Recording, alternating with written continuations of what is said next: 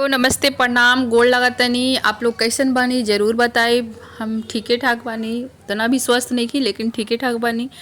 और हमारा काम बा तो कैसू रहा तो करही के पड़ी। तो आज हम फिर से उपस्थित बानी एक मज़ेदार गारी गीत लेके, जो कि तिलक चढ़ाया जाता है उस टाइम का गारी है। और अभी मटर का भी दिन चल रहा है, शादी विवाह का भी दिन चल रहा है, तो बड़ी ही मज़ेदार गारी बात तो सुनी जा और आनंद उठाई जा, बहुत ही अच्छा लगी। तनी खाला ये सरवा मटर पनीर, तनी खाला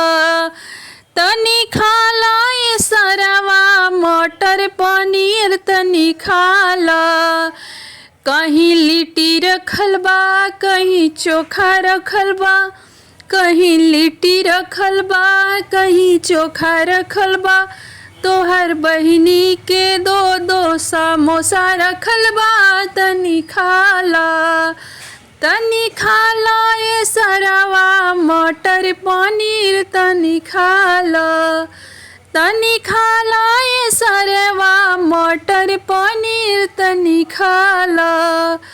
कहीं तड़का रखल बा, कहीं पुलाव रखल बा, कहीं तड़का रखल बा, कहीं पुलाव रखल बा।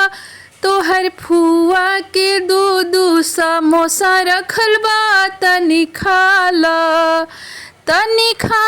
ये सरवा मटर पनीर, तनी खाला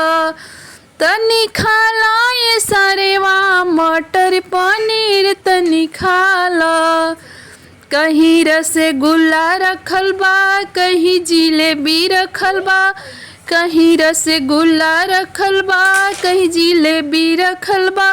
तोहर फुआ के दो दो समोसा रखल बा, तनी खाला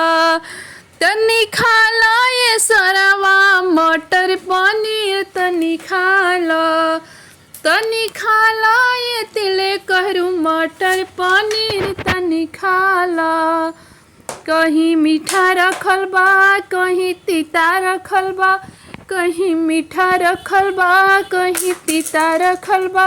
तोहर बहिनी के दो दो समोसा रखल बा, तनी खाला ये सरवा मटर पनीर, तनी खाला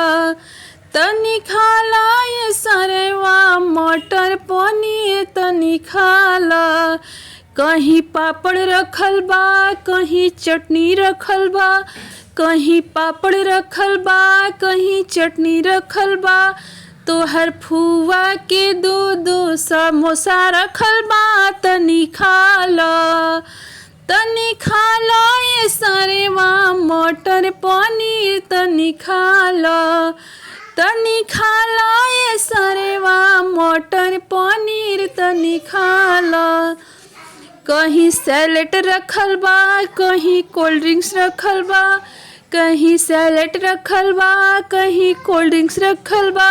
तोहर बहिनी के जोड़ा समोसा रखल बा, तनी खाला ये सरवा मटर पनीर, तनी खाला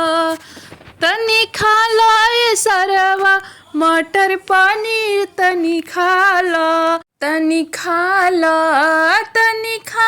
ये सरवा मटर पनीर, तनी खाला।